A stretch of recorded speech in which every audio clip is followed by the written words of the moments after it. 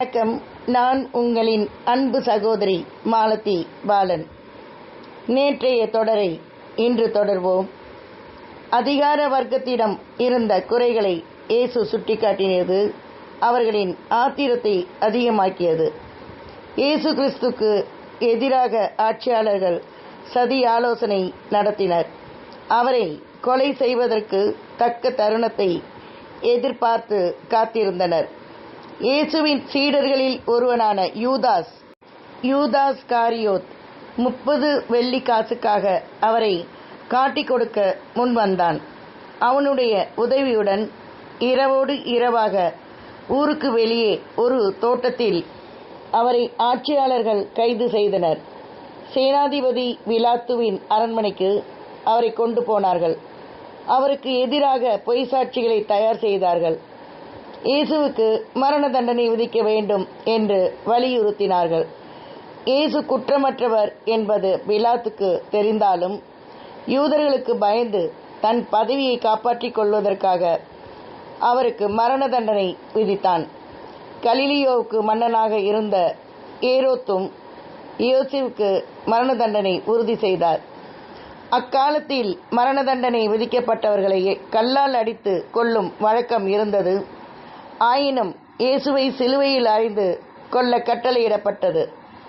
இயேசு சிலுவை மரத்தின் மீது கிடத்தப்பட்டார். அவர் கைகளையும் கால்களையும் சிலுவை மரத்தோடு சேர்த்து ஆணியால் அடித்து சிலுவையை தூக்கி நிறுத்தினர். தன்னை துன்புறுத்தியவர்களுக்காக இயேசு ஜெபித்தார். தாகத்துக்கு தண்ணீர் கேட்டபோது காடியை கொடுத்தார்கள். இயேசு சிலுவையில் அறையப்பட்ட நேரம் பட்ட பகலாகும். அப்போது சூரியன் மறைந்து இருள் சூழ்ந்தது. எகிப்து ஆகிய நாடுகளிலும் அப்போது இருள் கவிழ்ந்ததாக அக்காலத்து வானசாஸ்திரங்கள் குறிப்பு எழுதி வைத்துள்ளனர். இயேசு உயிர் பிரிந்த பின் அருகிலுள்ள கல்லறையில் அடக்கம் செய்தனர். 3ஆம் நாள் இயேசு உயிர்த்தெழுந்தார். ஏறத்தாழ 40 நாட்கள் தன் நண்பர்களுக்கும் மற்றவர்களுக்கும் தரிசனம் கொடுத்தார். பின்னர் தன் சீடர்களை அழைத்து கொண்டு ஒரு மலை உச்சிக்கு சென்றார். மீண்டும் வருவேன் என்று அவர்களிடம் கூறிவிட்டு விண்ணுலகம் சென்றார். இயேசு உயிர்த்தெழுந்த பின் இந்தியாவிற்கு வந்ததாக சில ஆராய்ச்சியாளர்கள் கூறுகிறார்கள். ஆனால் இக்கருத்துக்கு எந்தவிதமான ஆதாரங்களும் இல்லை. இயேசுவை காட்டிக் கொடுத்த யூதாஸ் பிறகு மனம் நொந்து தனக்கு கிடைத்த 30 வெள்ளிக்காசுகளை தேவாலயத்தில் எறிந்துவிட்டு நாக்கை பிடுங்கிக் கொண்டு தற்கொலை செய்து கொண்டான்.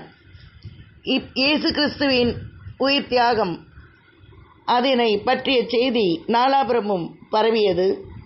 இதனால் உலகம் முழுவதும் கிறிஸ்துவ மதம் பரவலானது. இயேசு 12 சீடர்கள் இருந்தனர். புனித பவுல் என்ற யூதர் முக்கியமான சீடர். அவர் காட்டின் வழியே சென்று கொண்டிருந்த போது ஒரு அதிசய ஒளியால் கண் பார்வை இழந்தார். பிறகு மீண்டும் பார்வை பெற்றார். இயேசுவின் புகழையும் கிறிஸ்தவ மதத்தையும் மாசிடோனியா, கிரீஸ், ரோம் ஆகிய நாடுகளில் பரப்பினர். பலரை கிறிஸ்துவ மதத்திற்கு மாற்றினர். அக்கால ரோமானிய அரசனை இவர்கள் வணங்க மறுத்ததால் கிபி 64 கொலை செய்யப்பட்டார்.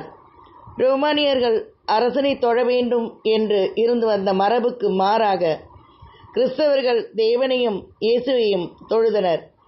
இதனால் கிறிஸ்தவர்கள் கொடுமைப்படுத்தப்பட்டனர். பலர் கொலை செய்யப்பட்டனர். கிறிஸ்தவர்கள் இரத்தம் சிந்த அம்மதம் மேலும் பரவியது. முதலில் இருந்த அரசர்கள் கிறிஸ்தவத்தை வெறுத்து கிறிஸ்தவர்களை அழித்தாலும் பிறகு ஆட்சிக்கு வந்த கான்ஸ்டன்டைன் அச்சமயத்தை ஏற்றுக்கொண்டார். கிபி 15ஆம் நூற்றாண்டு பின்னர் கிறிஸ்தவ சமயம் வேகமாக வளர்ச்சியுற்று பல நாடுகளுக்கு பரவியது. போப் அதனுடைய தலைவரானார். கிறிஸ்தவர்களின் தலைமையிடமாக ரோம் மாறியது. முதல் தேவாலயம் எருசலத்தில் கட்டப்பட்டது. பின்னர் அலெக்சாண்டிரியா முதலிய பல நகரங்களிலும் ரோம் நகரிலும் தேவாலயங்கள் கட்டப்பட்டன. Bishop, arch bishop உருவாயினர்.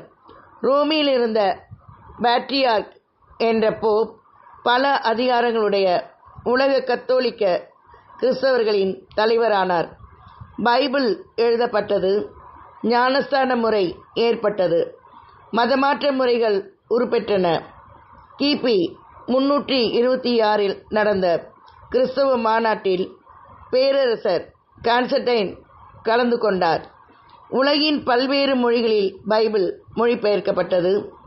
கிபி 2000வது ஆண்டில் உலகின் அதிக மக்களால் ஏறத்தாழ 175 கோடி மக்களால் பின்பற்றப்படும் மதம் கிறிஸ்தவ மதம். இங்கே நான் ஒன்றை சொல்லிக்கொள்ள விரும்புகிறேன். இது ஒரு வரலாற்று பதிவு. நான் எந்த மதத்தையும் பின்பற்றி பேசவில்லை. தயவு செய்து இது ஒரு வரலாறு என்பதை மட்டும் புரிந்து கொள்ளுங்கள்.